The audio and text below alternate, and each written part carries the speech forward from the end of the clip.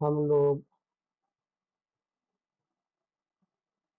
योग वासिष्ठ में बताए गए प्रति प्रसव साधना का अभ्यास कर रहे हैं।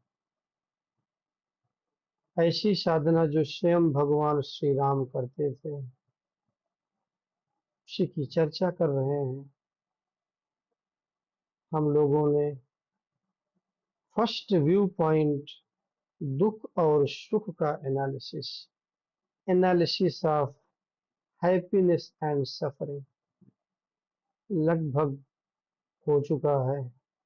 आज क्वेश्चन आंसर उसका लेंगे, इसके बाद थोड़ा उसका मैकेनिज्म है उसको समझने का प्रयास करेंगे।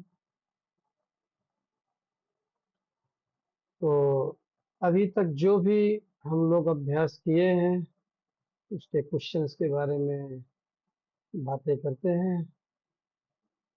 ममता जी बोलिए।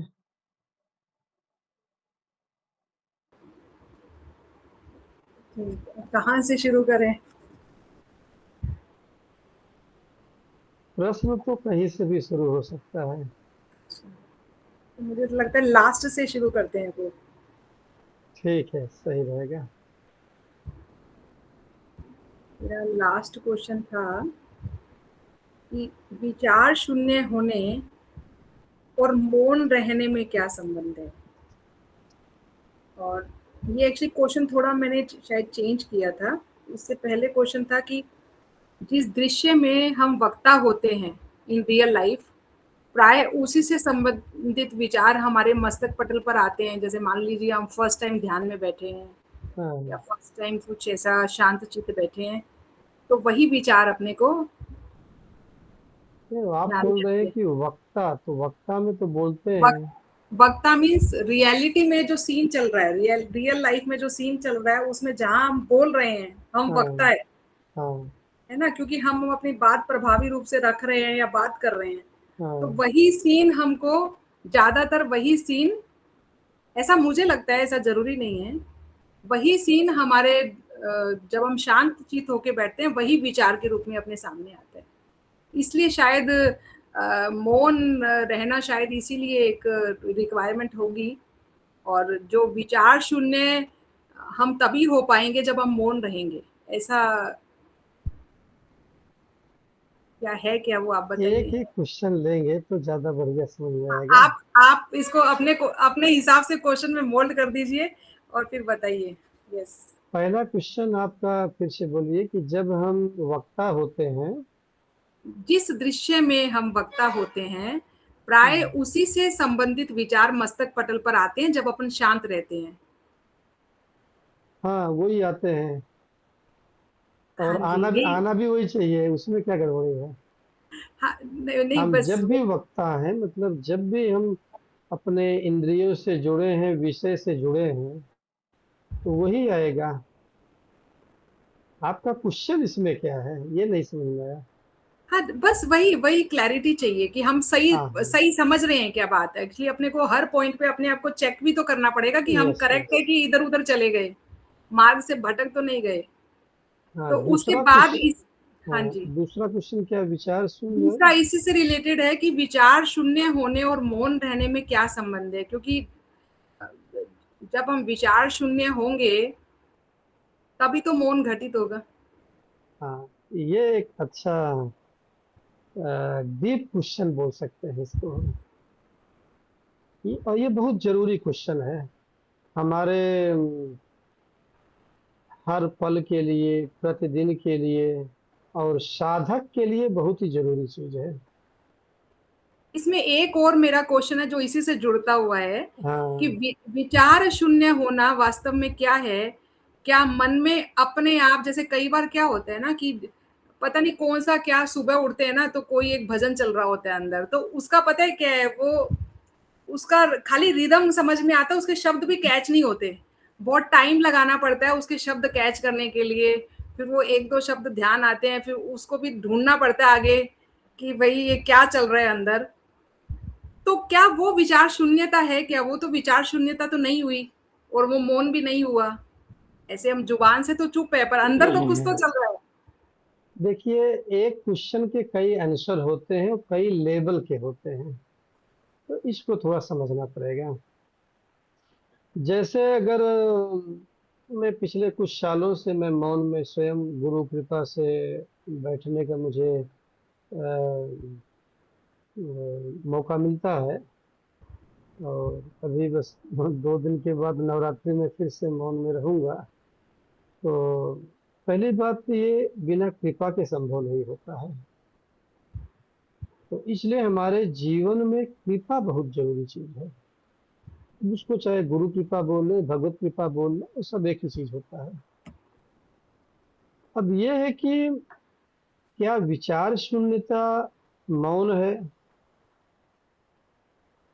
जैसे सबसे पहले अगर हम एक छोटे बच्चे को बोले मौन हो जाओ, तो उसका मतलब ये होता है कि मुंह बंद कर लो, बातें मत करो। उसके लेवल की मौन वो ही है।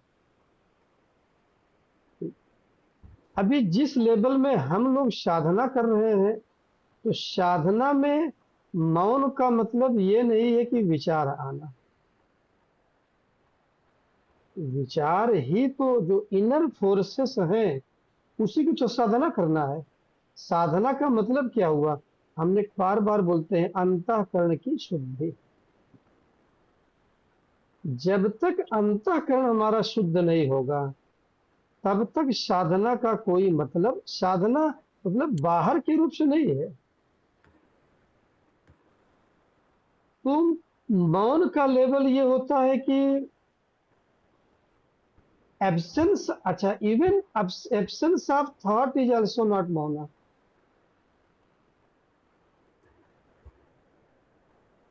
अगर हम सही में बात करें तो absence of your self is मौन।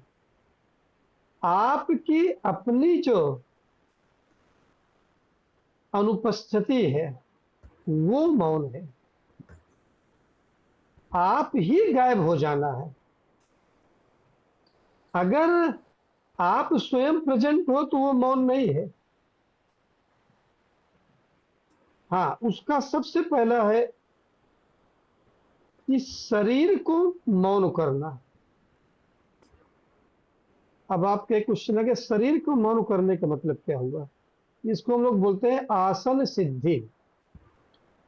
आप अगर गुरुकुल में जाइए, अभी तो खैर कितना होता है मुझे नहीं मालूम है, लेकिन जो मैंने पहले अपने गुरुदेव से मिला था करीब 97 98 में, तो वो बोले 3 घंटे आप आसन में बिना हिले डुले रह जाइए, ये आपके शरीर की सिद्धि है, जिसको शरीर का मौन बोल सकते हैं।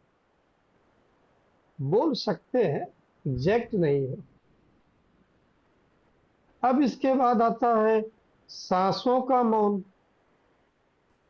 सांसों का मौन क्या है? सांसें अगर आपकी धीमी और गहरी हो गई, तो वो सांसों का मौन है। इसका मतलब ये नहीं कि सांस चलना बंद हो जाएगा। फिर सांस के बाद हम आते हैं विचारों का मौन। विचारों के मौन में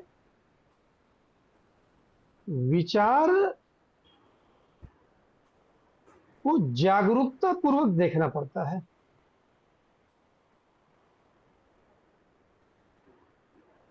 शुरू शुरू में विचार भी जो रहते हैं, वो भगवत विचार आते हैं, जो एक अच्छे साधक है उनके लिए अच्छे विचार आते हैं।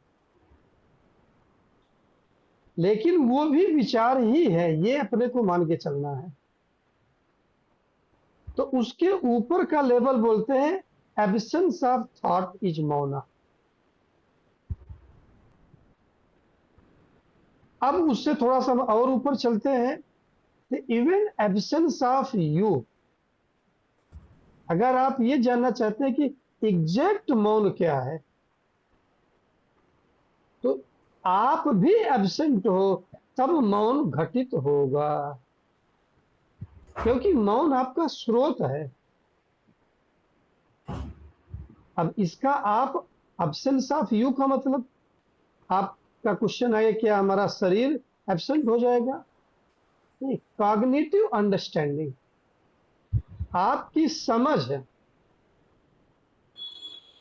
आप सिद्ध वस्तु हैं, साध्य वस्तु नहीं है। पिछली क्लास में हम लोगों ने डिस्कस किया था। जैसे अपने को अपनी रियलिटी पहले मालूम होनी चाहिए।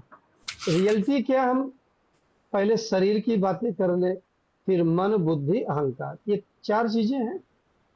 शरीर जड़ है, इसमें आपको कंफर्म होना चाहिए। इसके लिए हम पिछले 2 महीने से आपको अभ्यास करा रहे हैं। फिर दूसरा चीज कि मन में चंचलता होती है,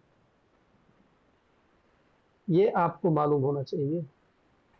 बुद्धि में सीमित फाइनाइटनेस होता है, और अहंकार में मिथ्या अभिमान होता है। अब ये 4 चीज की जब क्लैरिटी हो गई,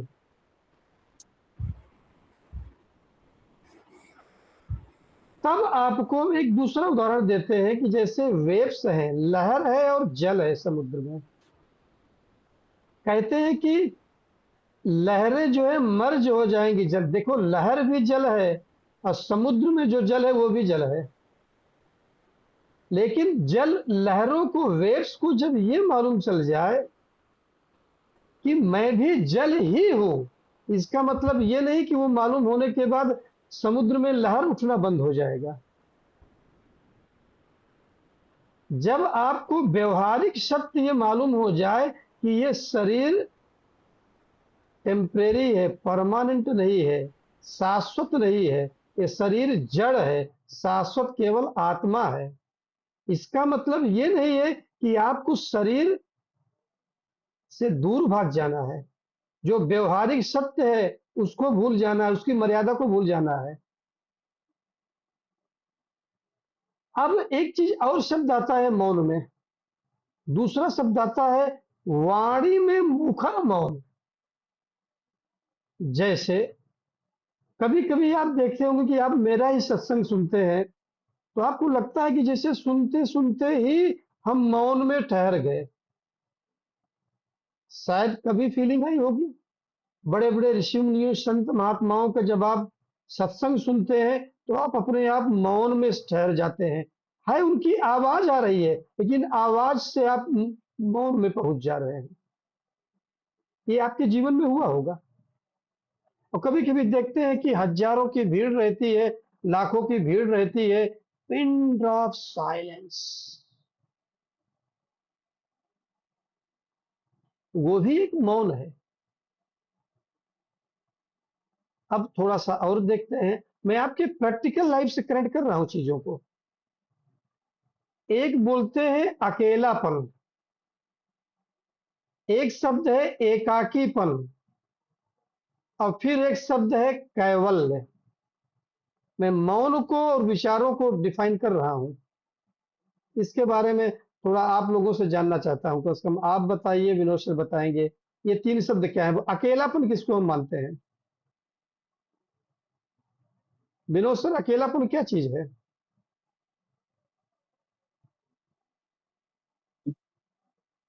जिसे इंग्लिश में अपन कहते हैं लोनलीनेस, हाँ, वो अकेलापन है।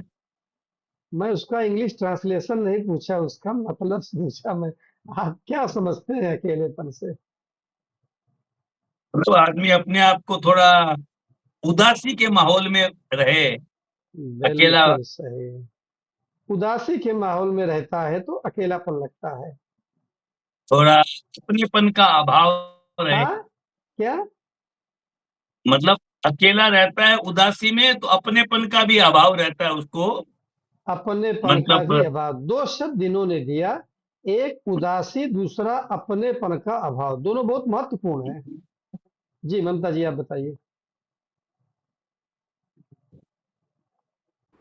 यहाँ हम अपने आप को दूसरों से इतना अलग समझ रहे हैं, अलग थलग समझ रहे हैं कि तो हमें अकेलापन लग रहा है। ये है अकेलापन कि हम दूसरों से अपने आप को एकदम अलग समझ रहे हैं। भीड़ है हमारे चारों तरफ, परिवार है, लेकिन फिर भी हमको लग रहा है कि हम उनके साथ नहीं है, इंक्लूडेड नहीं है, एक्सक्लूडेड है। ये है अकेलापन, ऐसा मुझे गुड, लगता है।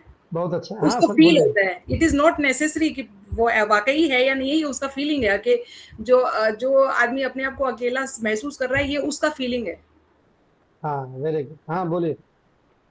नहीं, जो ममता बोल रही है, मेरे को लगता है कि ये है एकाकीपन। से आप बोले ना एकाकीपन, मतलब हम्म, मेरे में अपनत्व का अभाव नहीं है, मेरे में उदासी नहीं है, बट मैं औरों से अपने को अलग समझता हूँ। दैट इज एकाकीपन। Very good. अब देखिए, मैं चीजों को बिल्कुल प्रैक्टिकल लाइफ से देखो, वेदांत जो है, योग वासिष्ठ, पूरा प्रैक्टिकल लाइफ से जुड़ी हुई चीजें हैं, और उसी तरह से जोड़ करके हम प्रश्नों का जवाब देते हैं, क्योंकि हम लोग ये साधना कर रहे हैं, और साधना का मतलब है we have to be true with our self. हमको अपने से सत्य रहना है। साधना में देखो, दूसरे, जैसे हम समाज में कोई चीज करते हैं तो उसमें क्या करते हैं, जैसे कोई दान पुण्य करें तो अपने को बहुत बढ़ा चढ़ा के दिखाना पड़ता है, स्टेटस सिंबल जिसको हम बोल देते हैं। लेकिन साधना एक ऐसी चीज है कि साधना में अपने आप को सत्य दिखाओ, जो आप भीतर हो वो चीज ही गुरु के सामने पेश करना है। तो हम लोग ये प्रति प्रसव साधना कर रहे हैं। दोनों लोगों ने बहुत अच्छा दिया, भाव वही है, लेकिन सर उसको मैं सही। बोलूं कुछ? जी जी जी, मैं बिंदु बोलूं? जी बोलिए माता जी। हाँ, मैं जो महसूस करती हूँ कि भाई मैं सबके साथ में ही हूँ, और फिर भी मैं अपने आप को मतलब उनसे कनेक्ट नहीं कर पा रही हूँ, वो मैं अकेलापन महसूस करती हूँ। मैं सबसे हम्म, प्रेम भी करती हूँ, मगर मैं सबके साथ रहते हुए भी कुछ ऐसी चीज मिस कर रही हूँ, तो मैं अकेलापन महसूस कर रही हूँ। जो मुझे चाहिए वो मुझे नहीं प्राप्त हो रहा है उनसे। बहुत बढ़िया, बहुत बढ़िया, बहुत बढ़िया। अब थोड़ा हम वेदांत की दृष्टि से, योग वासिष्ठ की दृष्टि से समझते हैं अकेलापन क्या है, क्योंकि ये क्वेश्चन जो ममता जी ने उठाया, इतना जरूरी क्वेश्चन है। ये साधकों के लिए बहुत ही मूलभूत बेसिक चीजें हैं। हम अगर इसको नहीं समझते हैं तो आगे की साधनाएं केवल एक इमेजिनेशन रह जाएगी, कल्पना, वास्तविक साधना नहीं होगा। अकेलापन वो चीज है जिसमें आप नहीं हैं, केवल बाहर की दुनिया है और आपका विचार है। बाहर की जो दुनिया है वो है, और बाहर की दुनिया के साथ में आप नहीं हैं। उस समय जब आपको अकेलापन तब लगता है जब आप तो नहीं हैं, लेकिन बाहर की सब दुनिया है और केवल विचार चल रहे हैं। उसको अकेलापन बोलते हैं। अब एकाकीपन में आते हैं। एकाकीपन में बाहर का संसार है, लेकिन आप भी हो। इसको बोलते हैं एकाकीपन। एकाकीपन साधक के लिए बहुत जरूरी रहता है। एकाकीपन आप भीड़ में भी क्रिएट कर सकते हो, और आप अकेले बैठे हो तब भी। अकेलापन में आप भीड़ में हो तब भी अकेलापन लगता है आपको। ये तीन शब्द साधकों के लिए बहुत जरूरी है समझना। अब तीसरा है, उसको बोलते हैं कैवल्य, जिसको हम बोल देते हैं मुक्त होना। तो उसका दूसरा भाषा है मौन। मौन क्या है? Absence of external word, absence of internal word, and absence of you also. That is मौना, दैट इज साइलेंट सिटिंग।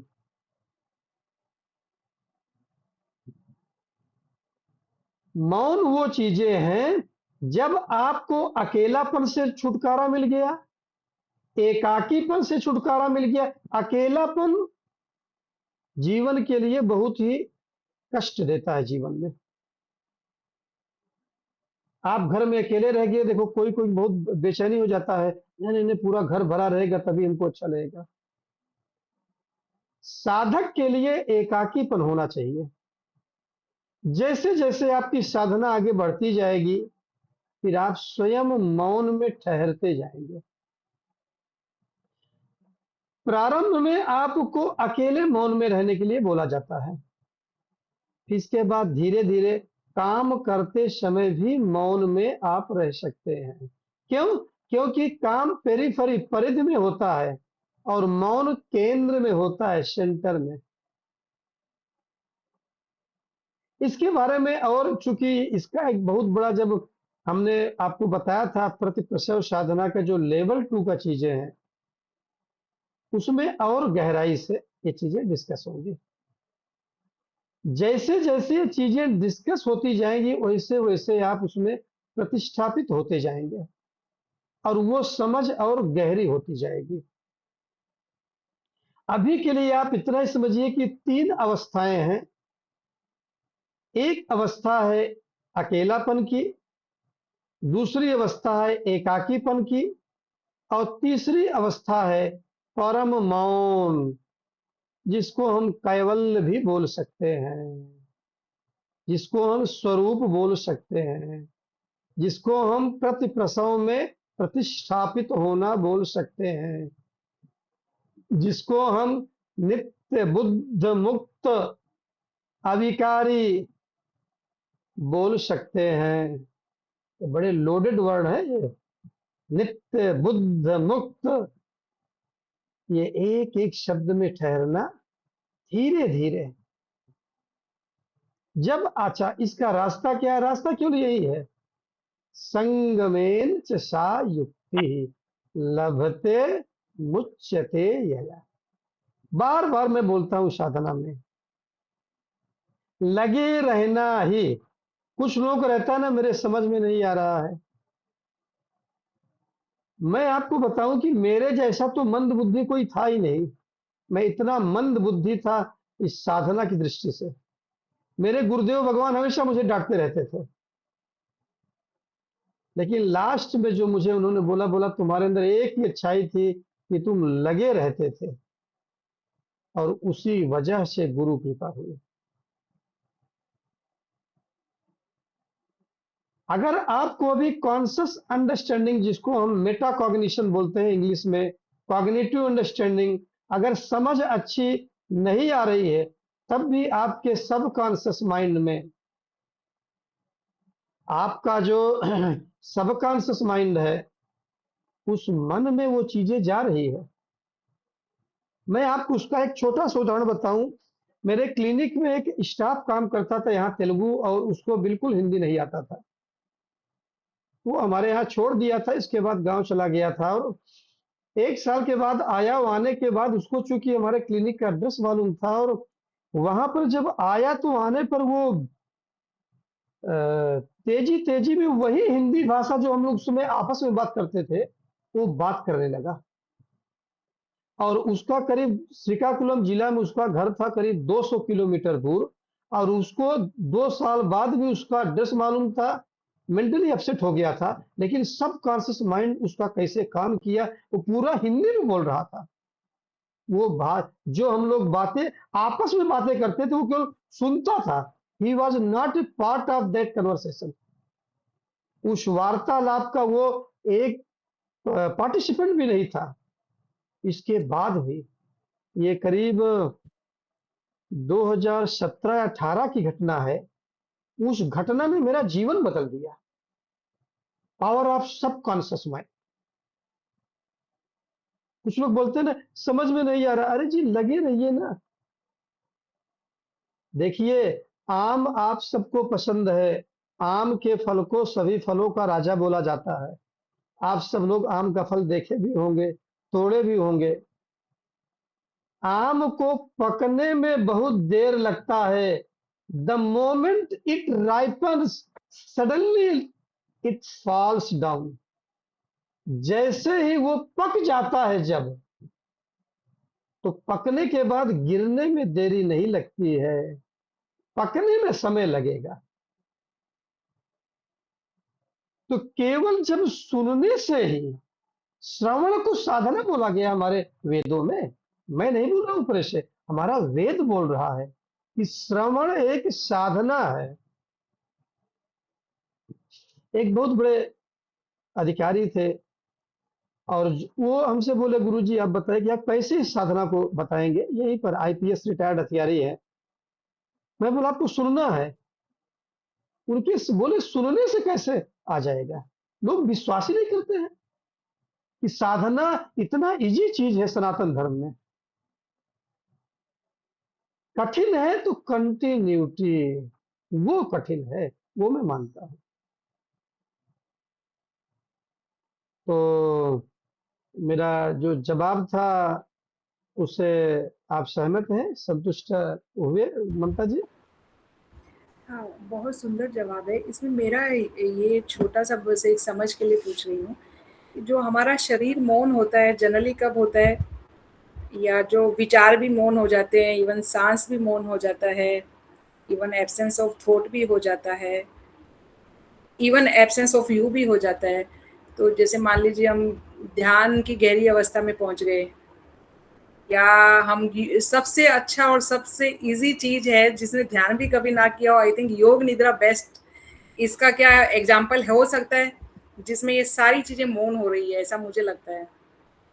बहुत बढ़िया क्वेश्चन। देखो, योग निद्रा एक गाइडेड चीजें हैं, उसको एक्शन बोला जाता है, वो भी एक कर्म है। ध्यान और समाधि को भी सूक्ष्म कर्म माना गया है। हम लोग जिस साधना की बात कर रहे हैं वो ज्ञान, ज्ञान और कर्म दो अलग चीजें हैं। ध्यान भी एक कर्म है, समाधि भी एक कर्म है। जैसे हम बार बार उदाहरण देते हैं, लेकिन ज्ञान बिल्कुल अलग चीज है। जब आपको ये नॉलेज हो गया कि जिस रस्सी में आप सर्प देख रहे थे अंधेरे में, उसका सर्प का बाध होने के बाद, मतलब सर्प का जब ज्ञान हट गया, वो भ्रम ज्ञान हट गया, तब आपको कुछ करने की जरूरत नहीं है। ये हमने दो शब्द बोला था ना, सुसूक्ष्म बुद्धि, शार्प बुद्धि चाहिए, शार्प इंटेलेक्ट चाहिए इसको समझने के लिए। ज्यादातर लोग जो बहुत बड़े बड़े साधक हैं, संत महात्मा हैं, इसी में उलझ जाते हैं और यहाँ के बाद वो उनकी साधना बंद हो जाती है और फिर से इसके बाद वो लोग भटक जाते हैं। तो अपने को इससे अलर्ट रहना है। इनकी सबकी अपनी लिमिटेशन, अच्छी चीजें हैं वो। योग निद्रा में गाइडेड होता है। ध्यान भी एक सटल सूक्ष्म कर्म है। अभी जब इसके खत्म होने के बाद अगला जो हमारा व्यू पॉइंट होगा वो कर्म का ही होगा। उसमें हम कोशिश करेंगे, एक दिन में क्लास लूंगा, अगले दिन में उसका क्वेश्चन आंसर सेशन लूंगा।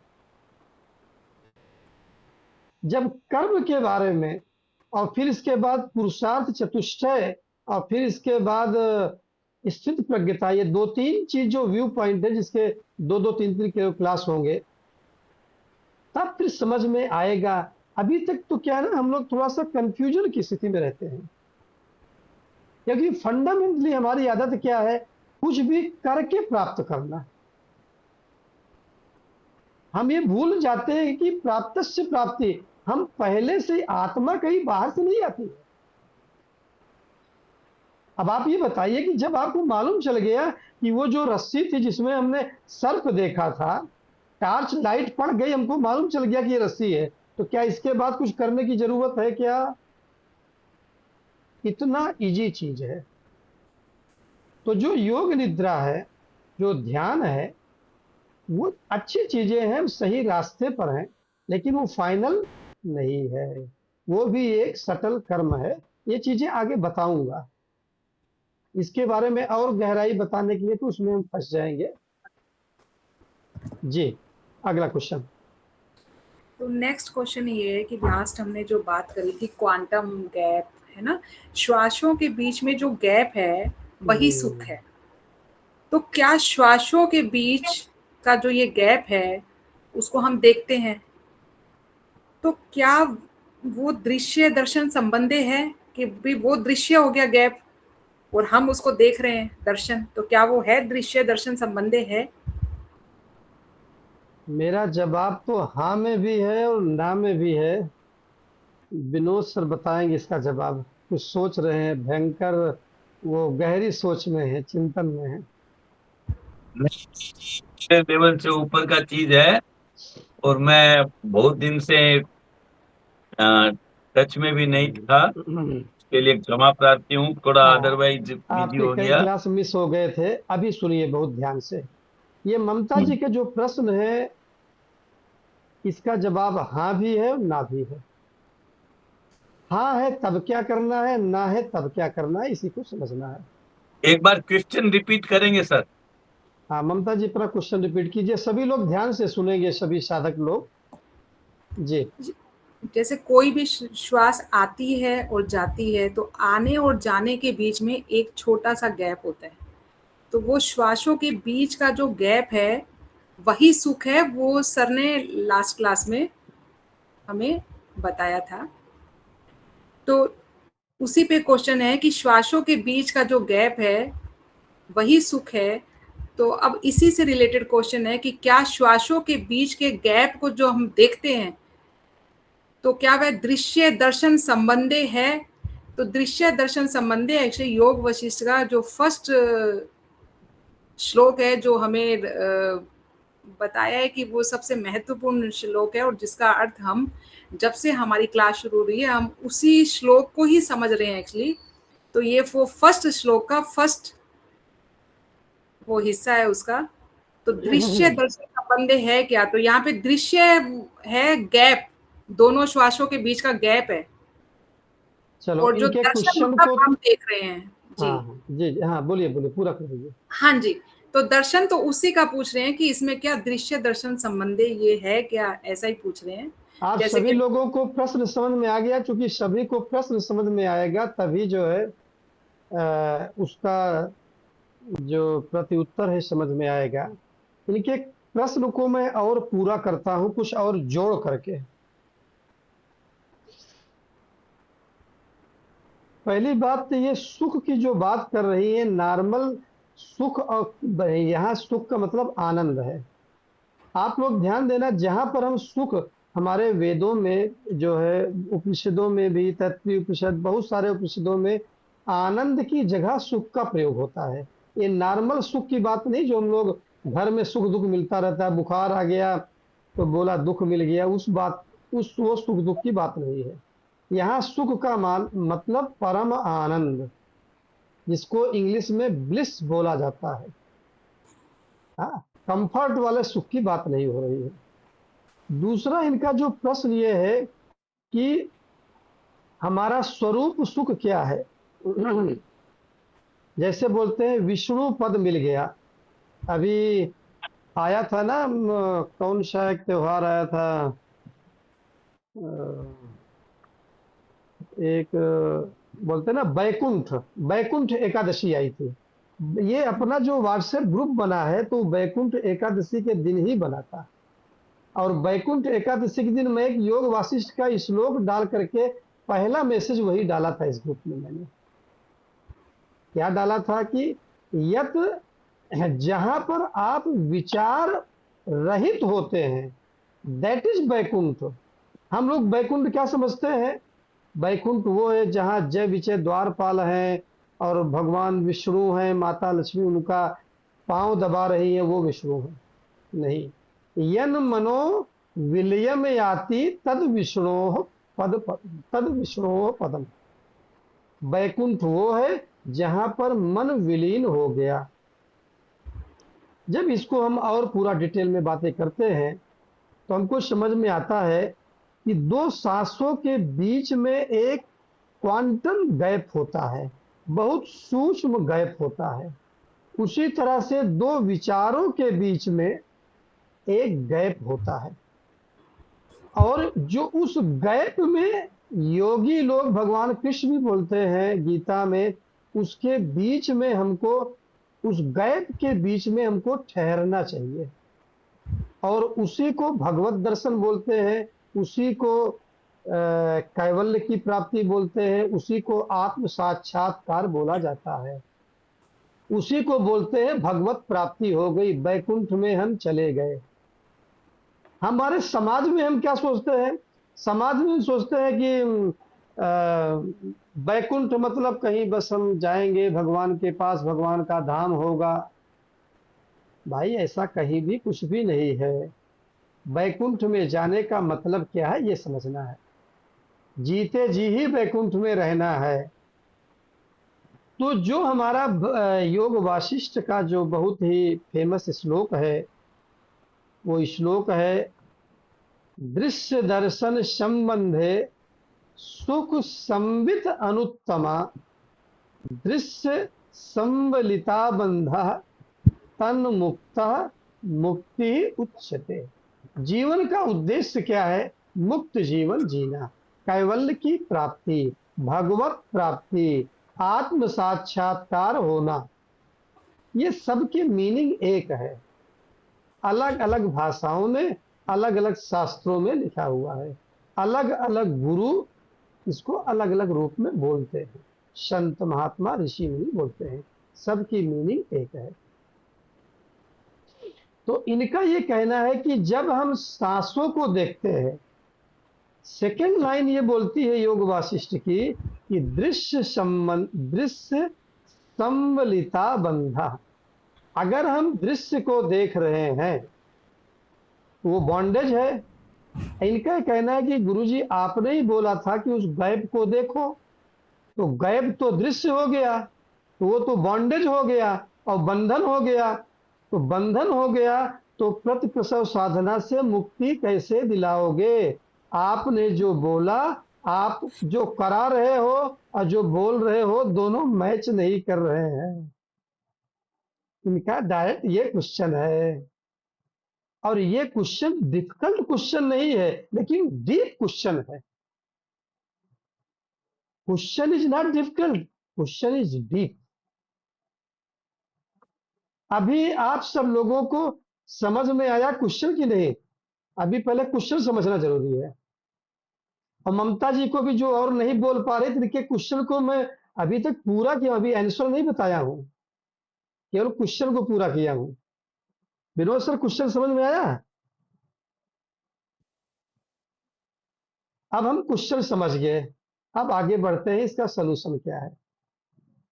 क्योंकि हम बार बार बोल रहे हैं यहां पर हमको शब्दों को ध्यान देना। इसमें आता है सुख संवित अनुत्तमा। एक सुख है जो दृश्य का सुख है, आनंद है, और दूसरा अनुत्तमा संवित है। अनुत्तमा माने हमने क्या बताया था, किसी को याद है? अनुत्तमा माने परम सुख, अल्टीमेट जो सुख है, जिसको हम अद्वितीय बोल सकते हैं, कैवल्य, जिसको हम ब्रह्मानंद बोल सकते हैं, परम। अनुत्तमा का हिंदी शब्द है परम, परम आनंद। फिर इसके बाद आता है संवित। संवित शब्द को अगर समझना है तो ये क्वेश्चन जो है अपने आप ड्रॉप हो जाएगा। देखो, किसी भी क्वेश्चन को समझने का मतलब होता है कि क्वेश्चन ही ड्रॉप हो जाए, वो होता है असली क्वेश्चन को समझना। तो दृश्य दर्शन संबंधे और दृश्य संबलिता बंधा, इस श्लोक को आप जितना इसमें रिसर्च करोगे उतने नए क्वेश्चन आएंगे, नए नए एग्जाम्पल लेकर के। ये तो अभी केवल इसी का अर्थ पूछ रहे जो मैं बताया हूं। असली चीज तब होगा जब आप लोग इसको डेली लाइफ में यूज करेंगे। जब डेली लाइफ में यूज करेंगे तब आपको इसका और आनंद आएगा, और तब जो आनंद आएगा तब और इससे क्वेश्चन उठेंगे, तब आप उसमें प्रतिष्ठापित होंगे। अभी तो जो मैं एग्जाम्पल बताया केवल उसी से आप लोग क्वेश्चन आंसर कर रहे हैं, तो इसको आपको अपने जीवन में लागू करना है। अब यह है कि जब आप उस गैप को एज ए ऑब्जेक्ट, बहुत ध्यान से सुनिए आप लोग, जब उस गैप को एज ए ऑब्जेक्ट देखते हो, तब वो गैप भी बंधन का कारण बन जाता है। मैं इसीलिए बोला था, इसका उत्तर हाँ में भी है, ना में भी है। If you see that quantum gap as a object, as a विषय,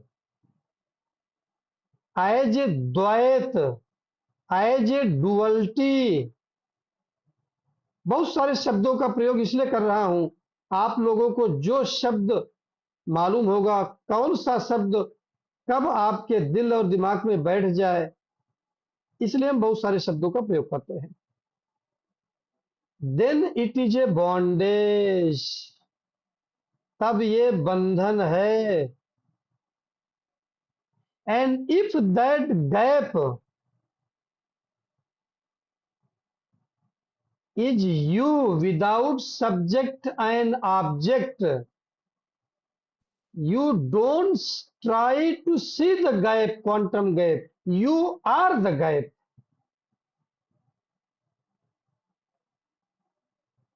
और तब आपको आत्मा का अनुभव होगा, भगवत प्राप्ति होगी, भगवान का अनुभव होगा। इसके पहले आप केवल मंदिर में घूमेंगे, तीर्थ यात्रा करेंगे, आत्मा के बारे में सुनेंगे, लेकिन आत्म अनुभूति नहीं होगी। आत्म अनुभूति अगर आपको करना है, तो ये आत्म अनुभूति तब होगी जब आपको वो जो गैप है, you don't try to see that gap, you are the gap. Then it is a संवित, अनुत्तमा, आनंद। इट इज ए चित, prior to knowing, it is a knowing power, it is a part of that sat chit ananda, chit word। जो भी धर्म से जुड़ा हुआ है, हर व्यक्ति सत चित सच्चिदानंद भगवान की जय, सभी आश्रमों में सभी जगह बुलाया जाता है। लेकिन ये सतचित आनंद ही अगर समझ जाओ तो बस ये तीन शब्द तो समझना है जीवन में। पूरा वेद इसी सतचित आनंद की व्याख्या है। पूरा रामायण, पूरा गीता, पूरा पुराण, पूरी स्मृतियां, 108 उपनिषद, ब्रह्मसूत्र, अष्टावक्र गीता, सब इसी की व्याख्या है, सतचित आनंद तीन शब्दों की।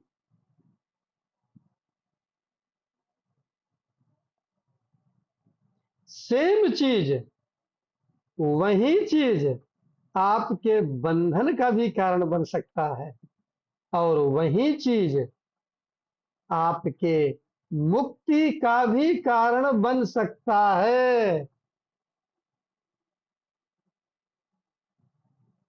कोरोना के बाद जब मुझे इसको बोलते हैं नियर डेथ एक्सपीरियंस, इंग्लिश में बोला जाता है, नियर डेथ एक्सपीरियंस वालों का एक ग्रुप बना हुआ है फॉरेन कंट्रीज में।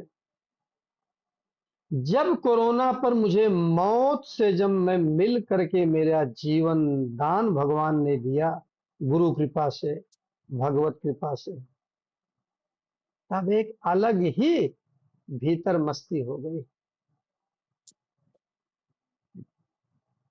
उस चीज को यहां तक कि आपके घर वाले भी नहीं समझ सकते हैं, क्योंकि घर वाले तो आपके उस बॉडी, माइंड और अहंकार को देख रहे हैं। कैसे शरीर? जो शरीर जड़ से जड़ है शरीर। कैसा मन? वो चंचल मन है। कैसी बुद्धि? जिसमें लिमिटेडनेस है। दो माया की दो शक्तियां हैं, क्या? एक आवरण शक्ति और एक विक्षेप शक्ति। इसके बारे में सेकंड लेवल वाले में हम आप डिस्कस करेंगे, सेकंड लेवल की साधना में। जब माया की आवरण शक्ति और विक्षेप शक्ति जब आप समझ जाओगे, तब फिर वही यस्य ब्रह्मणि रमते चित्तम नंदति नंदति नंदते।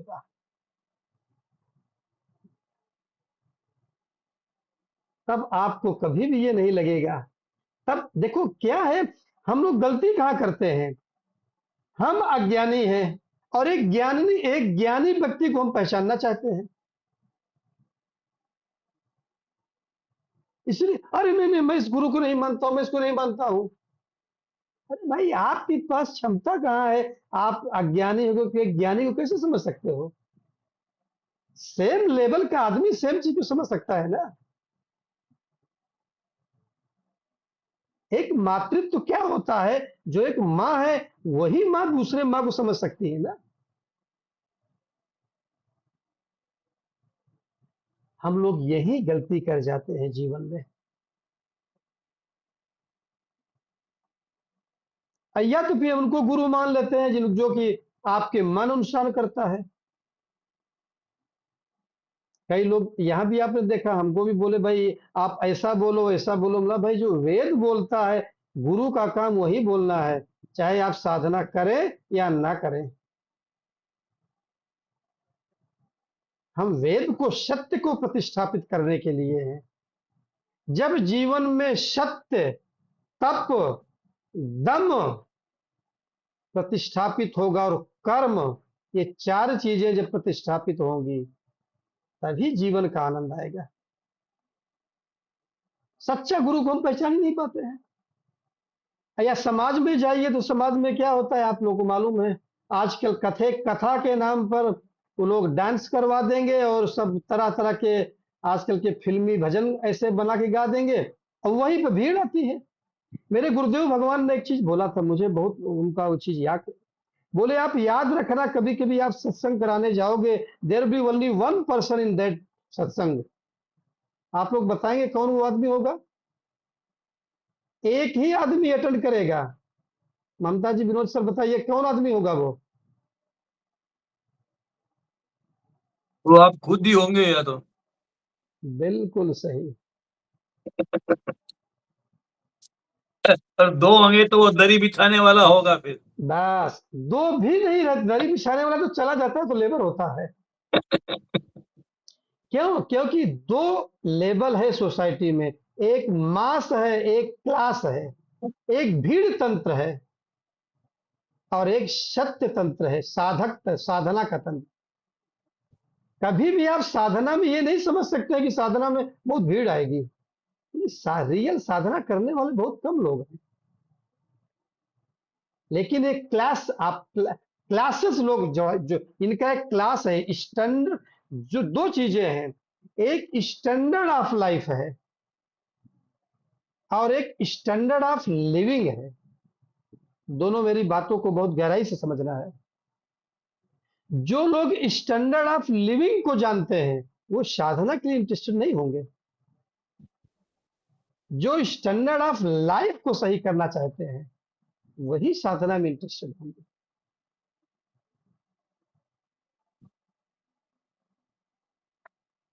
तो ये जो हमने बताया आपके दूसरे प्रश्न का उत्तर कुछ हद तक आपको अच्छा लगा? बहुत सुंदर, बहुत सुंदर। विनोद सर समझ में आया? बिल्कुल साधारण लैंग्वेज में। आप पहले का कोई क्लास नहीं अटेंड किए हैं, इसके बाद भी मैं इतना अच्छा बताने की गुरु कृपा से कोशिश कर रहा हूं कि शायद आदमी को समझ में आ जाए। क्योंकि सब्जेक्ट क्या है, ऑब्जेक्ट क्या है, इतना तो हर आदमी को ज्ञान है जिसकी उम्र 15-20 साल हो गई है, जिन्होंने जो है ग्रामर, हिंदी का व्याकरण और इंग्लिश का ग्रामर पढ़ लिया है, सब्जेक्ट है, ऑब्जेक्ट है, वर्ब है, नाउन है, सब जो को मालूम है। इतनी सी छोटी चीज है साधना। तो अभी अपना समय हो रहा है, थोड़ा सा ध्यान करेंगे, इसके बाद कल फिर आपके क्वेश्चन को आगे बढ़ाएंगे। आपके क्वेश्चन जो आपने ग्रुप में डाला है, अब आप सोचिए कि क्वेश्चन ज्यादा जरूरी है कि जो मैं थियरी बताया वो ज्यादा जरूरी है? अब आपके समझ में आ रहा है ना जो मैं बोलता हूं? आपके जीवन को बदलने के लिए चार चीजें हैं। एक तो गुरु, और गुरु का रोल केवल 25% है। दूसरा, अटेंटिव, अच्छा श्रोता, बी ए गुड लिसनर। तीसरा चीज, उस पर चिंतन और मनन करना। फिर चिंतन मनन करने के बाद जो है, चिंतन मनन करना, क्वेश्चन पूछना, ये है तीसरा चीज। फिर लास्ट है चौथा चीज, time lag. Time will take its own time to प्रतिष्ठापित you, to settle down in your understanding. It will take time. आम पकने में समय लेगा, बट द मोमेंट पक गया, किस क्षण गिर जाएगा, कोई भी साइंटिस्ट भी नहीं बता सकता है। 24 घंटे आम को देखते रहो, और जिस क्षण आपकी पलक उधर जाएगी उसी क्षण आम गिरेगा। मैं तो आम के बगिया में पैदा हुआ था। हम लोग तो गर्मी में आम ही आम खाते थे, इसलिए हमको मालूम है। और आम उसी क्षण गिरेगा जिस क्षण आपकी नजर गई, जब तक देखोगे तब तक नहीं गिरेगा वो। तो जब हम साधना करते हैं, जब हम इसको समझते रहते हैं, क्वेश्चन करते हैं, परिप्रश्नेन तद्धित प्रणिपातेन परिप्रश्नेन सेवया, गीता में भगवान बोलते हैं। ब्रह्मर्षि वशिष्ठ में भगवान राम, ब्रह्मर्षि वशिष्ठ भगवान राम को बताते हैं, साधु नाम समदृष्टि नाम परिप्रश्नेन सेवया। ये क्वेश्चन पूछना बहुत इनकरेज किया जाता है। लेकिन इसके बाद किस मोमेंट वो आम पक जाएगा, आपकी अंडरस्टैंडिंग पक जाएगी, आपकी समझ पक जाएगी, वो न तो आप जानते हैं। वो किस क्षण हो जाएगा पता नहीं। वो अभी भी हो सकता है, आज रात में हो सकता है, 10 साल के बाद भी हो सकता है, और अगला जन्म भी हो सकता है। That is what nobody can do the forecasting. उसके बारे में कोई भी नहीं बता सकता है। टाइम लैग, समय अपना समय लेगा, और उसको जानने की कोशिश करोगे तो और ज्यादा समय लगेगा। अगर आप मेरे से पूछना चाहते हो, मुझे तो बताया दो चीजें। एक तो मेरे अपने गुरु के कारण से मैं घर परिवार सब कुछ छोड़ने के लिए तैयार था, छोड़ के चला भी गया था। और दूसरा,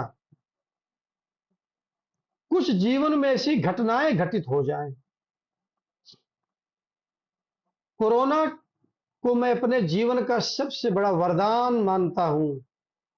जिस क्षण लगभग 10 दिन तक एक बेड पे इसलिए पड़ा रहा कि हाँ, बच्चों को आने नहीं देता था, पत्नी केवल आती थी बस। लेकिन वो कोरोना मेरे को नियर डेथ एक्सपीरियंस, मौत के पास पहुंचा करके जब दिया, तो ये भगवत कृपा है। तो आपके जीवन में, सबके जीवन में कुछ न कुछ ऐसी चीज घटित होगी कि आपका जीवन बदल जाएगा। आज के लिए इतना ही। कल फिर क्वेश्चन आंसर सेशन को आगे बढ़ाया जाएगा। ओम पूर्णमदः पूर्णमिदं पूर्णात् पूर्णमुदच्यते पूर्णस्य पूर्णमादाय पूर्णमेवावशिष्यते।